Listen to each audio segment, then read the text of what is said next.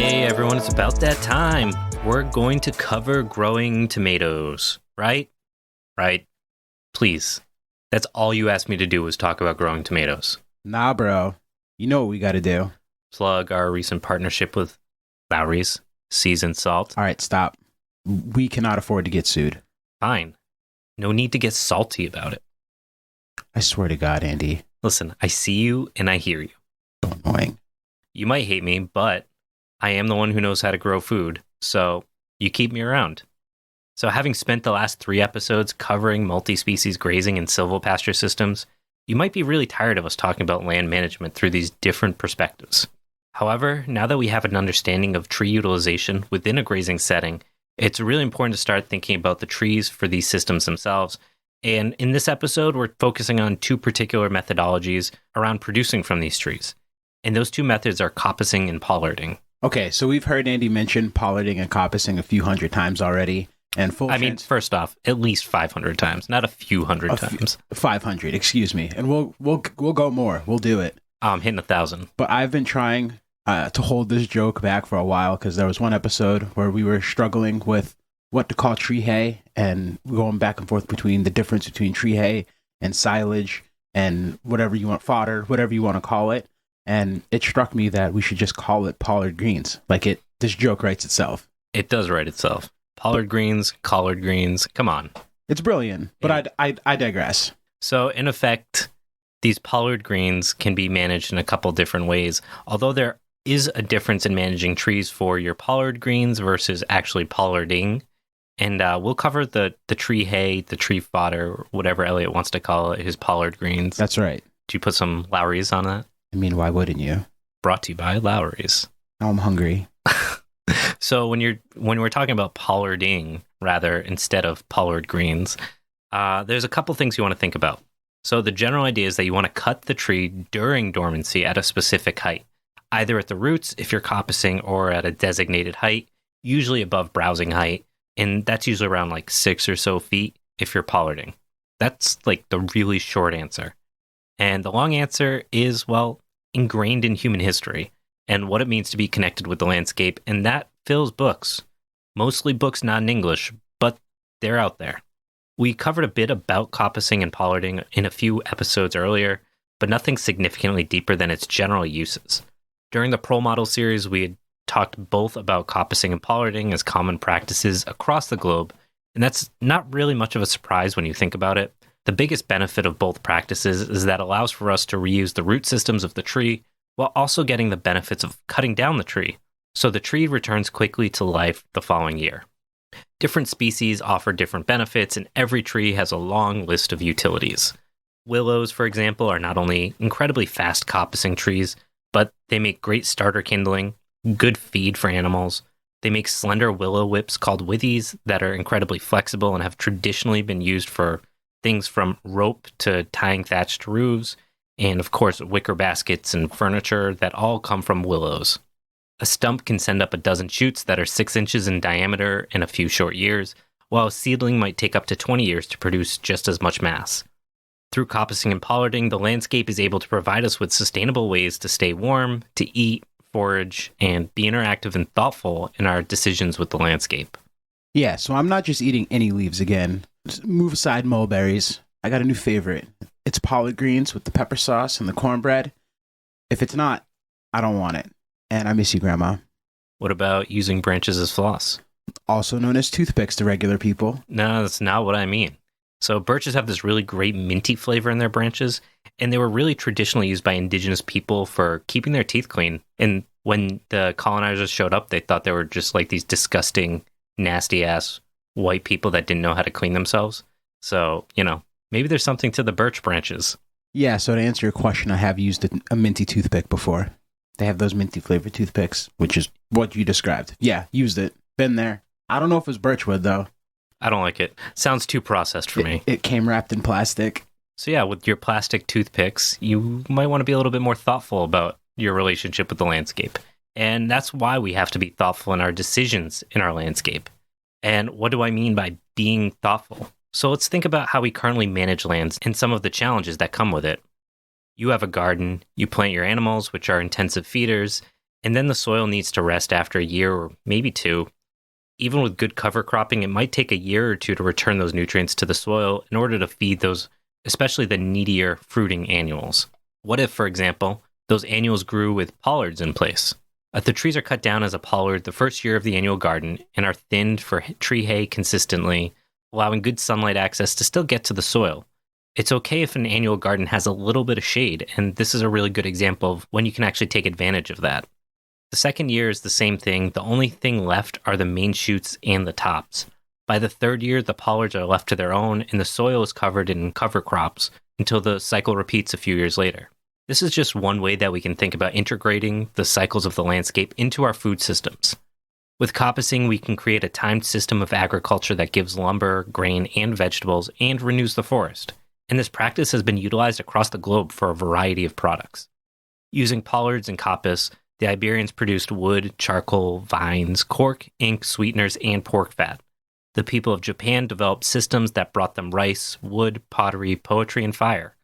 The people of Sweden and Norway for thousands of years had grown fodder for their sheep, goats, and cattle, and wood for their stoves. The Basques had charcoal to make iron, wood to build and heat their houses, and they had specialized pollarded trees that made ships' timber.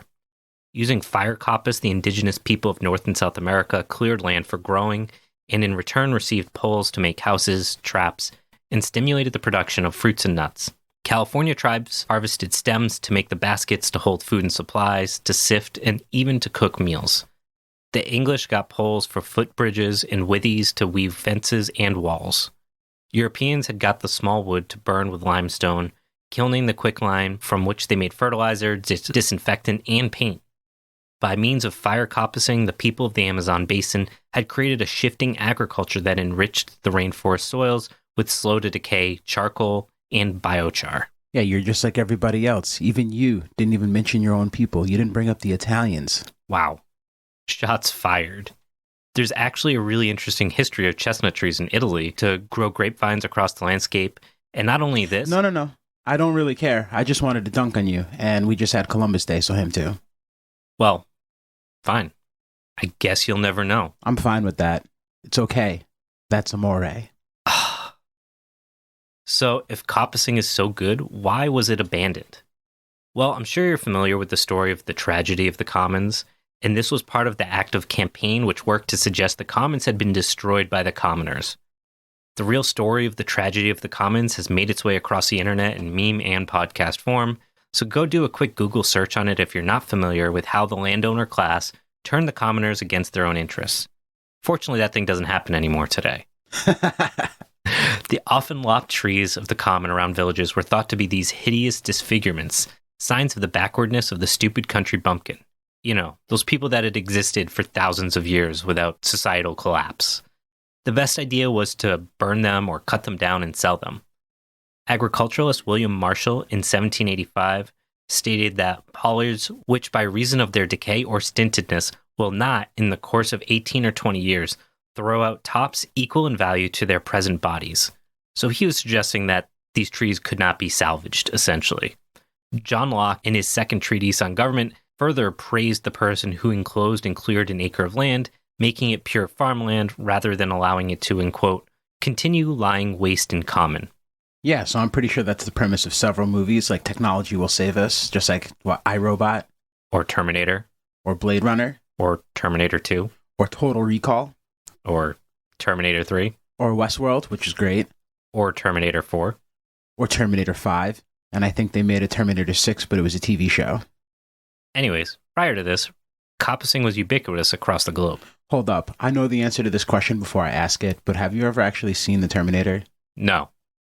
Seriously? In the older woodlands, man and tree were co-actors in nature. No, seriously, you haven't seen it? Do I look like someone who's watched Terminator? You look like you watch sheep. And I do. That's true. But also Terminator 2, if we're going to bring it up, might be the only sequel that's better than the original movie. Don't at me, kids. I agree fully with this statement based on all of the knowledge that I have, which is what Elliot just told me. So, anyways, much like humans in older woodlands, the sheep and I, unlike Terminator, respect and respond to each other. In this new landscape, man became the spectator of an idea of nature that he himself had made in the image of an understanding of history that had never existed. If you traveled back to the end of the last ice age, for example, it's very likely that the wildwood browsed by large herbivores like mammoths and mastodons much more closely resembled pollarded woods than our notion of a pristine, old-growth, expansive forest. In a review of the literature on sprouting among leafy trees, Arnold Arboretum botanist Peter Del Tredici estimated that 80% of trees in a broadleaf forest are not seedlings but sprouts from a pre-existing stem. So that's a fancy way of saying coppice. So you might be wondering, why does this happen to some trees and not to others? You've seen that many trees don't come back when they're cut down. Why do some do this while others don't? Yeah, that's totally the question that I had. I can tell. I was going to ask it. Right now, Elliot's trying to find RoboCop on TV. Terminator? What were we talking about? It was Terminator. You've never seen RoboCop either? No. Jesus Christ. So the answer really lies in the presence of what are called epicormic buds, structures that lie dormant in the tree's sapwood. These usually stay dormant due to a healthy flow of hormones coming from the growing tips of the tree back down into the trunk. When the flow of these hormones stop, the buds spring into action and the trees start growing from these buds instead. These buds are sort of the tree's backup plan. Many species of deciduous trees can do this, such as willow, hazel, oak, and black walnut, and black locust. Lots of people say conifers can't coppice, and they're mostly right. A reminder, conifers are your firs, pines, spruce, and most other evergreens. Some species, however, have different botanical mechanisms that sort of allow them to do the same thing. If you leave the bottom few layers of branches that are alive when you cut down the tree, one of those branches will become the new leader and grow into a new tree using the original rootstock. You can sometimes see this if you go into an older Christmas tree farm, but you can also see this happening in nature if you see any of those pine trees that look like a hand coming up from the ground. And this is because of the white pine weevil, which will often, if there's a new white pine tree in like a field, it'll eat the top of the branch. And then the whorl, which is the 5 or 6 branches that circle around that come up every year. So every new year, there's a new growth of those whorls. And all of those whorls will fight to be the new leader. And sometimes you'll have one take over, and sometimes you'll have like 6. And it'll look like this cool hand coming out of the earth. So if you ever see one of those white pine trees, that's what happened. In regions where fires are a common disturbance, some species of trees have developed a storage organ known as a lignotuber that sits at the base of the tree, usually largely buried. Really notable examples are like younger cork trees and eucalyptus. Most of the tree's backup buds live near the surface of the lignotuber, so when the branches of the tree are destroyed in a fire, the buds there are ready to recruit new stems. In fact, the word recruit itself comes from the French meaning to grow again, referring to the ability of trees to sprout after cutting. It was an ironic way to speak of armies as being indefinitely refillable. Is there anything more natural than the sound of recruiters in the morning? This episode brought to you by capitalism. Let the sweet serenade of bloodsuckers bring forth your consciousness in the morning. Oh, God! Ooh, you really caught yourself there. You probably need to go to the hospital. Damn it, this is the second time this year. Do you know if I should take it out or leave it in? Have you heard of the Poor Proles Almanac? Do I look like I need a book right now? My leg! Bro, I got you. It's a podcast. We can play it on the ride in the Wee-Woo. It'll help you learn all this kind of outdoor stuff. The Weevil, what the... Stay focused, bro. Let me pull it up. Bro, did you know you can make coffee out of acorns? You alright? Those guys sound familiar. I don't know. I can't put my finger on it. I mean, I think they sound like you getting distracted from our topic. So tell us more about these recruiters. Can we put them in like a barrel and set it on fire? No. The lignotuber recruiters. Oh, yeah. So obviously, branching in itself isn't really an innovation. Not something trees learned to do because of an ice age or some recent event. It was actually a way of life that had gradually been perfected over 400 million years. So back before plants came on land, seaweed... Next time, just start at the Big Bang. Like, how far back are we going to go? We only have an hour. So these seaweeds learned to fork as they grew. Each stem had sprouted 2 daughter stems. Each daughter had done the same, and so on, ad infinitum. In this way, a single plant had been able to spread across the entire surface of the water, exposing as much of its green surface to the sun as possible. And that's how photosynthesis was born, or made, or created. I don't know how to do this. So trees grow not through just their persistence, but their imagination. Imagination. So every plant really plays on like 6 different choices when it comes to figuring out how it's going to branch. So the first is whether or not it wants to branch. Palms, for example, never branch, though some clustering palms might make the second choice, which is if you do choose to branch, you do so only at the bottom or along a stem. So like bamboo, or the palms that I had spoken about above, can become simply a colony of stems, each repeating from the base, and the small grove is actually, in fact, a single plant. And the third, do your trunk and branches grow without a rest, or is there a dormant season? Trees with a definite dormant season, like spruce and fir, tend to have a very clean and open habit of growth. And again, when we were talking about the white pine and those whorls, you get one new whorl every single season. The fourth one is, do all your branches want to grow upward or all outward, or do some want to grow upwards and some outwards? So like dogwoods, for example, prefer to mainly grow outward. Staghorn sumac wants to grow mainly upward, but it looks weird because of it also follows another pattern. So the fifth one, do you flower at the branch tips or on smaller lateral branches? Again, sumac flowers at the terminal, so each year's new growth must start from dormant laterals below the tips, but it's trying to grow straight up. So it's got a really weird shape because of that. The sixth one is, do your branches change back and forth between growing outward and growing upward? This is a flexible arrangement that lets the plant fill the space above and around it. Now, if every tree tries to express these 6 different methods, why isn't that when you look in the forest, you only see like 6 different types of trees? Is the answer capitalism? Is the answer ever capitalism? I mean, I guess if the question is about why people can't do something, then yeah, usually. Touché. Well, much like capitalism, the answer is because of many accidents. The first third of the tree's life is called positive morphogenesis. Building up is what it means. Actually, the literal translation of morphogenesis would be with the Greek root words. I believe its original form. And again, I digress. But for the listeners, the reason I do this is because I took Latin 1 year and I can see the root words and like Latin and Greek based. He's super smart. Words. Yeah, well, I just try to like determine what a word means by those root words, and then I look it up, and sometimes I'm way off, but usually I'm pretty close. But it's just sort of been like a fascination of mine, and it gets kind of annoying, but I can't help it. It's the only thing I have to add to the podcast, so I'm going to do it. He was number 21 in our high school class? No. You were pretty high up there. I was in top 50. I was in the bottom 50. You were. But that's also because you didn't do schoolwork. Yeah. What you went, you just didn't do anything. I showed up. Well, yeah. I usually showed up. So this phase that these trees are building up in might last 100 years. It might be a couple hundred years. Then for a century or two, the tree may maintain its full stature, getting to a point where it can no longer grow much taller or wider, but uses all of its energy to replace any lost piece with fresh improvisations. So as branches get knocked off, they might try to replace them and things like that. Finally, as it enters in their third stage of life, negative morphogenesis, we see that growing down period, which Elliot will probably tell you means something else, but I'm just going to call it growing down. He's silently laughing at me negative right now. Morphogenesis would be like the negative of the original form. So like, I guess it would be the yin to the yang. If you say so. That I didn't take Latin. So. I have no idea. I literally don't know. So this growing down process is not just decay. It's an active and improvisational as the building up was. So the roots become damaged and die, branches are lost to storms, and there's hollows that'll start opening up in the trunk that end up getting colonized by things like fungi, and the tree's circulation system starts to essentially break down and work around dead parts of the tree. And I know part of that, the solid circulation system. Yeah. Is that where xylem and phloem comes in? Maybe. I know those words.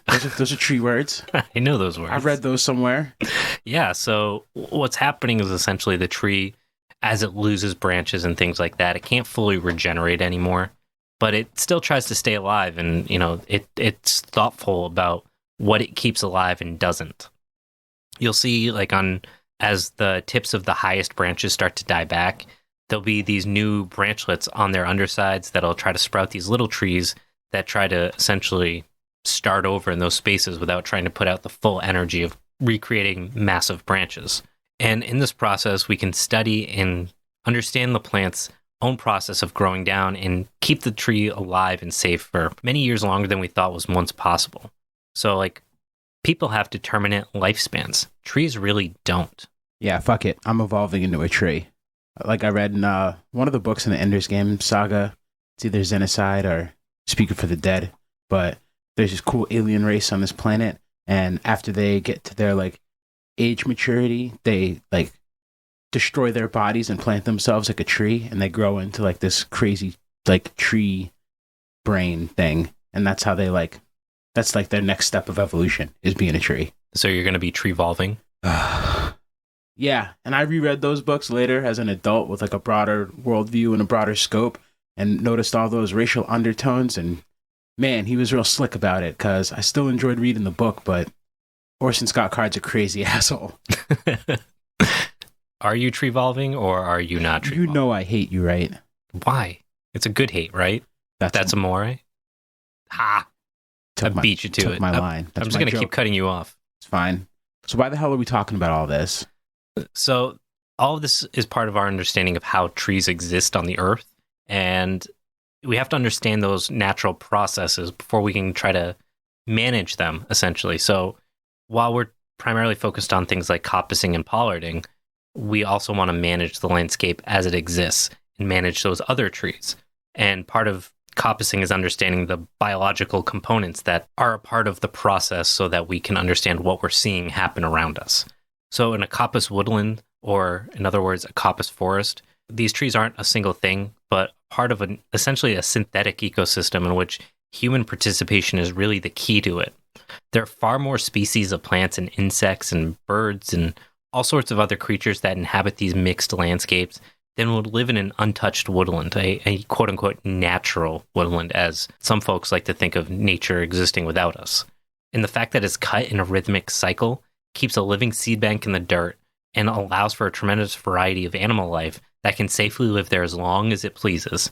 So a coppicing is really like a continued performance that humans are the key function of it that benefits all of the pieces. Yeah, so we've talked about this before. This approach kind of brings back that concept of man in nature and not man and nature. Correct. Yeah. Interesting. So to keep these types of coppice woodlands is really an art. Each manager of any or character that manages and works within this landscape has really two different aims. The first is to renew the woods by harvesting the wood and not just managing the trees, but also the flowers, the berries, shrubs, birds, butterflies, deer, and all the other visitors that are integrated into these systems. And that cutting is really the first step. So different trees like different ways to be cut. For example, hazel and alder, you want to cut as close to the dirt as you can get. For older stools of ash or willow or maple, birch, linden, sycamore, or elm, a forest manager might typically cut it at an angle 6 inches or so above the ground. Some of the trees can be cut as thick as telephone poles, others the width of a human arm, others prefer to be cut when they're still super slender and whippy like bean poles, and all of this is according to each species of tree, to the sun accessibility of the region that it's grown in, and to the purpose for which it was kept. The skill of the landscape manager is really to know the trees and how each is likely to respond to a different type of cut. The dirt and soil, the species, the sun, and the water all play a role in this decision, and you really have to respond to this whole landscape. So, in the first 3 years following a cut, what ends up happening is the sunlit dirt will begin to bloom. That seed bank will really open up. You'll have essentially meadows below the trees, or where the trees were. By the 4th year after the cut, those young poles of the resprouting coppice begin to shadow out the ground as they get bigger and bigger. Life changes in their shade. And what that means is you'll see more things like brambles and raspberries that'll take over where the sun-loving flowers had once been, and as they grow bigger, you'll end up with what becomes a thicket, essentially. As the flowers retreat to the edges between the rows of the coppice, they'll drop their seed and essentially wait until the coppices are gone in the next few years. And by around like the 7th year of the cut, the spreading tops of the coppice trees will close the entire canopy. And under this canopy, the ground changes again as the soil opens up and the shade dwellers start to emerge. Like gremlins? I thought those were under bridges. Nah, dude, that's racist against trolls and my old landlord. Only some gremlins live under bridges. Gremlindas. Please tell me her name was Linda. It was actually your great aunt. My great aunt? Yeah. James told me you guys were related to her. Who? Rose. Oh, yes, it is. That's weird. That's fucking weird. She's a troll, sorry. So, speaking of shade dwellers, is that an advertisement I hear? Are you suffering from minor irritation, occasional water shortages, infrastructural collapse, or a general unhappiness with the state? The Poor Proles Almanac Patreon might be for you. The Poor Proles Almanac has been shown to ease anxiety and support community resilience through a voluntary, subscription-based system to support collective liberation when taken responsibly. Side effects may include seed hoarding, root cellaring, staring in awe at the beauty of nature, and outright radicalization. In rare cases, it may lead to the radicalization of friends and loved ones, and maybe even that guy that stands next to you at the bus stop. So talk to your local deviant to see if the Poor Proles Almanac Patreon is right for you. We've become everything we swore to destroy. I am a straight white dude talking about indigenous food systems. You said it, not me. I mean, the British are the first people we think of when we start talking about coppicing and pollarding, despite this being a worldwide practice. Yeah, at least we're not making a shitload of money off of it. And if we do, thanks.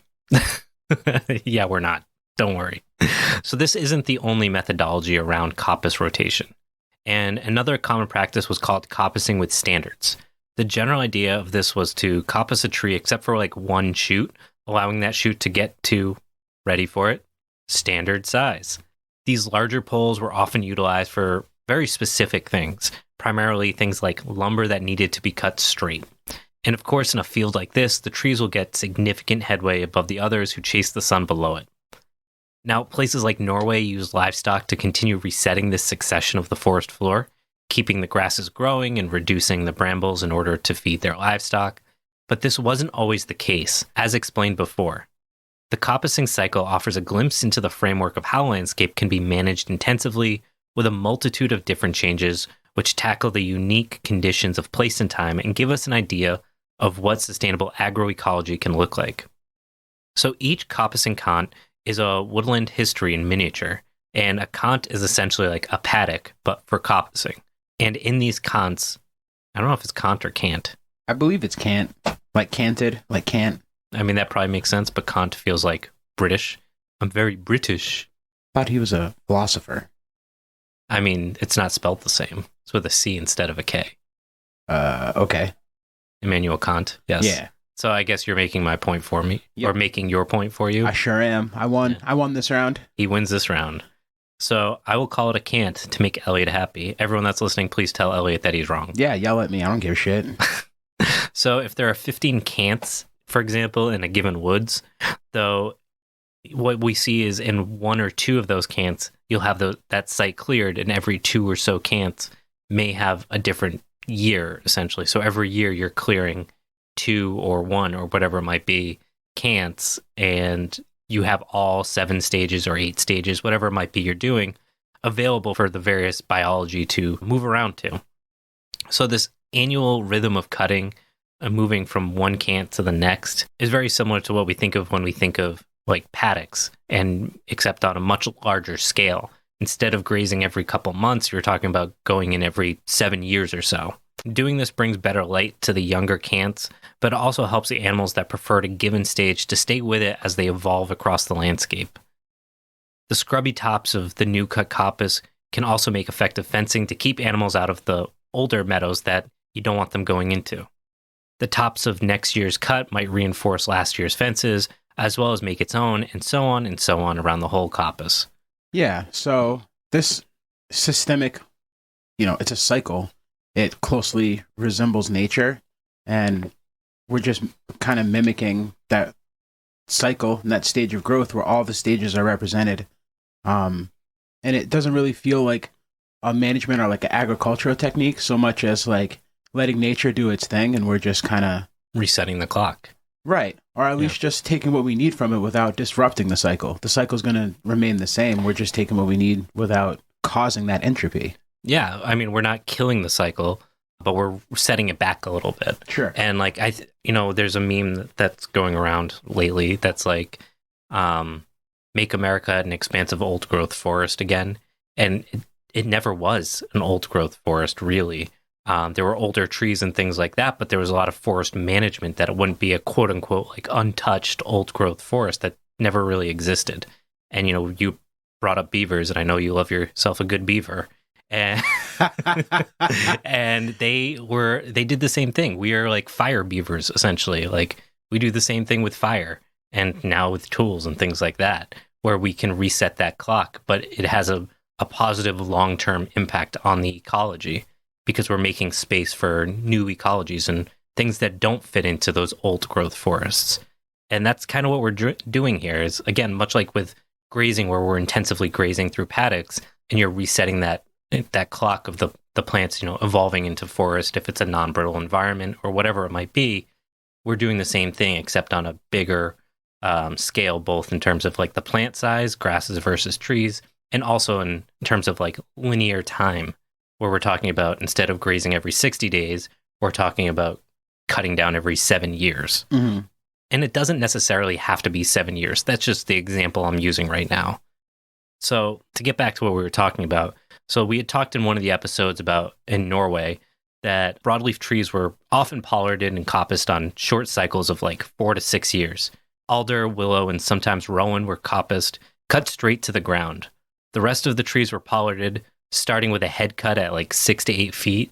Again, understanding how high your animals will graze, meaning the main trunk was cut back to what's called a knuckle.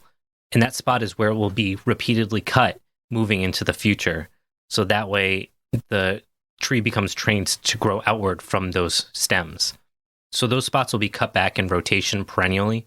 And that necessarily isn't the same as the full pollarding. So you might essentially like train the tree after you've pollarded it, so that there's only certain branches that take over, and you're continuously doing things like cutting tree hay, while there's some main branches, lateral branches, that come up from that knuckle, and those might stay for 7 years, and then those are cut down while you're continuously harvesting tree hay that comes off of those lateral branches. Does that make sense, Elliot? It's a little complicated. I might need a picture. Okay. We'll add appendices to our Discord so everybody can see all this, what we're talking about. I'll draw like a whole bunch of really bad pictures that look like I'm lefty, so it looks like a 3-year-old drew it. It's terrible. My kids are better artists than I am. Have them do it. I might. What do they do all day? You do it. Gotta earn your keep, guys. So with this process, those main stems are allowed to get almost as big as like a human's arm, which keeps a really high ratio of leaves to wood. Now, if you left it on a longer cycle of rotation, you end up with more wood and fewer leaves. So it really depends on what you're trying to get out of the trees. So some of the farmers, like I said, would cut the branches in late summer while the leaves are still green and pretty nutritious. Others would lop the smaller leaf-bearing stems off the big one, and there's a couple benefits to that. Depending on the climate, you might be able to get multiple harvests by harvesting the first one early in the season. The second benefit is if you're trying to grow the wood for like lumber, you're going to get less knots as long as you keep those branches off when they're pretty young. So it depends on what you're trying to get out of the tree. When they would gather these leaves, or these branches rather, they'd take the clutches and bundle and tie them together with like birch twigs or something like that. And then they would dry them in bunches, either on racks or on trees themselves or poles. Like if anyone's ever seen like the round stacks of firewood that are meant to like shed water so that they stay dry naturally, or a hay, like the old school hay bales where they take like the actual bundle of the hay and just stack them against each other, almost like a hut. It's the same concept. So today, most folks are using like a chainsaw or a bow saw, but for thousands of years, the main tool is really this thing called a leaf knife. And even before metal tools, this sharp-edged stone hand blade could be used for the same purpose. For this reason, it was possible to feed leaf hay to the animals in winter hundreds of years before it was possible to use something like a metal scythe to cut grass hay. A good sharp leaf knife could get through an arm-sized stem in like 4 good blows. This practice is by far the oldest method of agricultural manipulation and the one we carried with us across the entire world. We should have put the Axe commercial here. I'll cut your leg off right here. I need to lose some weight, so So the cutting of the trees stimulated faster and thicker meadow growth. Typically, groups of trees were pollarded in succession year by year, so there were generally 5 different stages of regrowth. A novel ecosystem of invertebrates, fungi, lichens, and other creatures would inhabit the trees as they regrew. Where trees had recently been cut, the pastures would grow thicker and quicker, not only because they got more light where the branches had been cut back, but also because small dying tree roots, the roots that retrenched when the trees were pruned, contribute to the organic matter in the soil. So you're essentially causing some breakdown of the roots, which return nutrients back into the soil. The grasses there would be grazed twice in the season, so they got plenty of manure as well as the feed of the animals, opening up that sod. So a coppice woodland is divided, like I said, into those sections of cants or conts, depending who you ask. Elliot. You did ask me. Did I? No. Yes, you did. If you say so. I can't remember that far back. We'll go back to the minutes. Yeah. Who's taking minutes? Matt, where are you? Matt. I hate it here. I hate it here. I hate it here. I hate it. So in doing this division of the woodland was essentially marked by utilizing a system of ditches and banks. The earth was dug out to like 3 feet or more around the edge of each part of those cants or conts to make a tall bank on the inside. And each section had a bunch of different names. Cant, coop, sail, fell, burrow, or hag. You can literally call it whatever you want. Yeah, I don't know. This is what I've been told. They all mean the same thing. Yeah, so these ditches were primarily tools to mark property lines, but also offered a secondary benefit as a way to move water around a forest. This practice was more common in places like the United Kingdom, where water saturation can cause root rot and death because of the high amounts of precipitation. So there may have been more uses for these ditches and banks, but that knowledge has unfortunately been lost to history, which brings us up to today. See, 400 million years. Easy peasy. What year is it? Hey, Robin Williams is back. Nailed it. Nailed it. So we've briefly touched on a few different species and their uses. Most trees offer edible forage for animals, which might come as a surprise if you haven't been listening to us rant on and on about it for hours on end, since not only is it rarely talked about outside of us, but many agricultural extension schools often list edible species as toxic. This speaks to how much has been lost in terms of understanding things like tree hay, and we're going to dedicate an entire episode to tree hay in probably about a month or so, so hang on tight. If you're looking for it, it's probably going to be called pollard greens, so keep an eye out for that. Elliot is very proud of that one. It's so good, and I want some so bad. I will whip you up some pollard greens. Do it. The important thing to remember really is that most species are edible. Obviously not all, but we will cover a bit of that. So what can we utilize today? Hazels, birches, willows, black locusts, honey locusts, mulberries, right, Elliot? Maples and oaks are particularly promising for temperate North America because they have multiple uses. And I apologize, I'm only speaking for the species and regions I know, so I can't really talk much about other parts of the world, but I can guarantee you there are definitely species everywhere that have really unique benefits that are in more tropical climates, and I can't convince my wife to move someplace warmer, so I will just continuously be stuck in cold, temperate climates and miserable. Not that I hold it against her. I don't know what I would do with that winter. I would love it. I'm not made for winter. I feel like the years would go by like too fast. No. Everything. You know, I don't know. I don't know how I'd handle it. Well, we're going to find out. But I digress. We'll find out with climate change. Thanks, America. We did say capitalism was the answer to something, and this is probably it. Climate change. We don't have to deal with winter anymore. Yeah. Sick. So while I frequently rave about locusts, honey locust and black locust, you do. They're great because they coppice and pollard well, grow quickly, fix nitrogen into the soil, each in different ways, and they both offer really fantastic firewood and are great feed for livestock. Honey locusts in particular are great for hedge laying because they've got lots of pointy things and have other benefits. But that's also for another episode where we'll be talking about that stuff. And are both trees I personally grow, those honey and black locusts. Hazels obviously provide nuts, but also have incredibly pliable poles that are great for a ton of different products, from fishing poles to fencing and basketry. Willow is an absurdly fast-growing tree, which offers some of the most delicious leaves I've fed to my own sheep, and I find chickens even enjoy a bit of a nibble on them, while also growing in more wet conditions than many other species will bear, and is the original species wicker furniture was made from. And that speaks to the fact that it's super easy to manipulate and can be used for a million different things. Further, the extra logs that you don't need are really great for inoculating with lion's mane and oyster mushrooms. So birches also grow incredibly quickly while also having the added benefit of birch syrup, which if you've never had it, go get some birch water or go tap a birch tree because it's very delicious.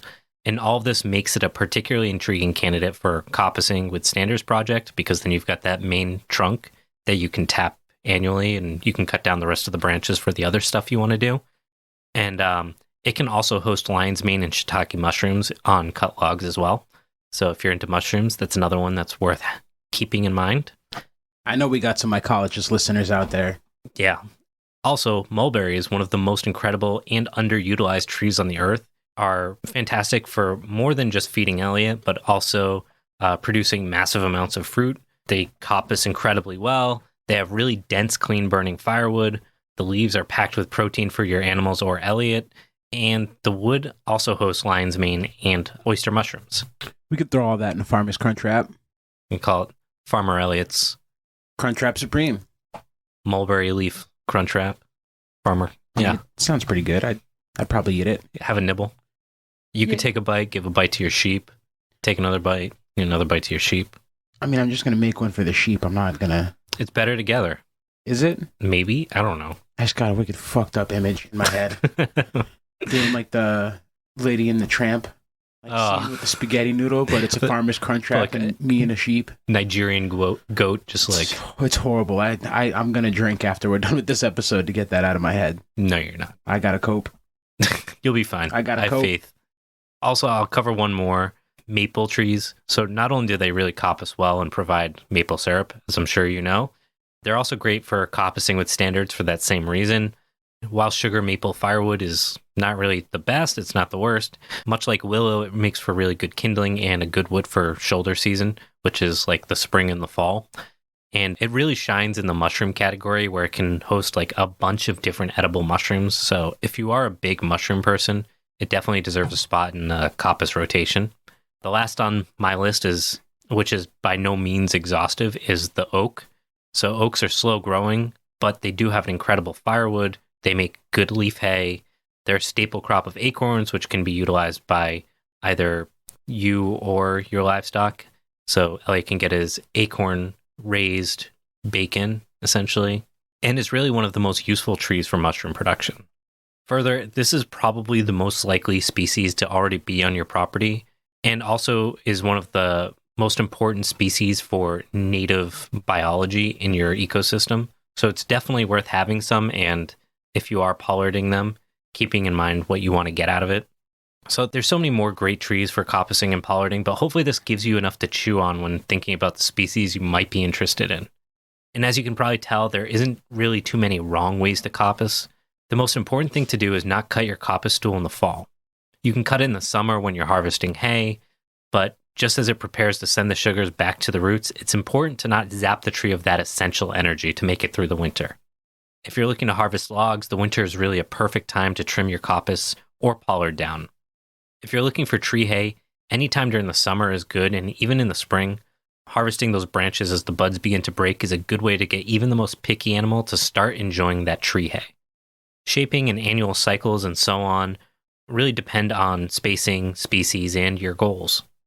The closer the coppice and pollard stools are to one another, the more straight the shoots will grow to compete with one another for the sunlight access.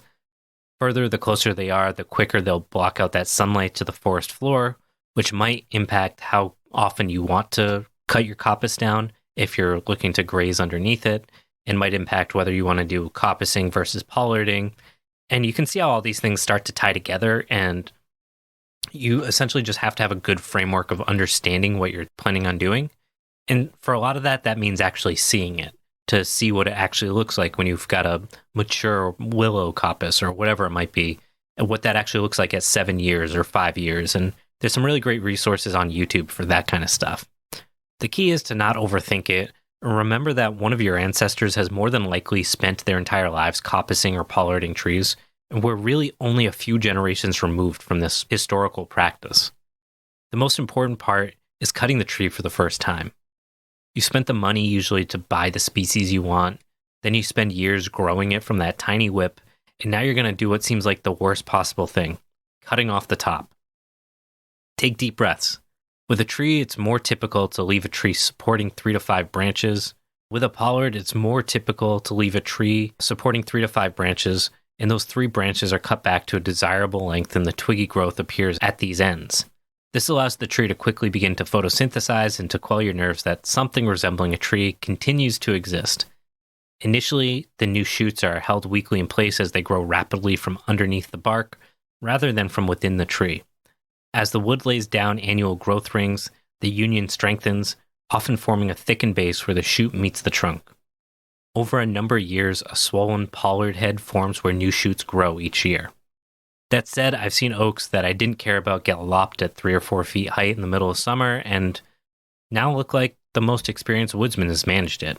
Yeah, so you've got yourself a weird-looking, like, chia pet. A tria pet. Yeah, or, like, bonsai that you can use. Like, it is art, sort of, still, but at the same time, you can, like, get stuff out of it. Yeah, I got nothing for that one. Sorry. Bonsai's intense. Yeah, I can't do that. That's one of those things I'm probably going to get older. Well, as I get older and I can't like do all the physical stuff that I want to do, I'm going to dive head. That's how I'm going to learn about trees. That's your way out. I'm going to make mini trees. Yeah, it's going to be awesome. Can't wait. Yeah. So when it comes to coppicing, the real recommendation is to only start coppicing during the winter after a tree is at least 5 years old. Cut it as close to the ground as possible. Really helps ensure a stable stool for the tree to send up new shoots from. And ideally, you'd like to stay away from coppicing significantly older trees. That doesn't mean you can't, it just means that the tree might struggle a little bit more to grow. That said, my own willow was probably like 30 years old when I gave it its first coppice, and the growth in 3 years is just like insane. Like, I don't think Elliot even noticed that it was a coppice tree. Nope. It looks like a, 25, 30-foot tree? Yeah, he had to point it out, and it looked like a tree. And, like, I'd never coppiced before, and I made some mistakes, and, like, there's spots that you can see, like, mushrooms growing from, and the tree is still fine. Like, I'll cut it back and try to clean it up, even though I probably shouldn't, but I do want it to look a little bit better, and there's plenty of room to cut it lower, so... It's still got a few more years, right? I was planning on taking it down this winter, so we'll cut it back and use that for some firewood. We'll try to get some footage. Yeah. There's a lot of wiggle room. The point is, don't beat yourself up. Or cut yourself down. Or tell bad jokes like me, and sometimes Elliot. So, yeah, what?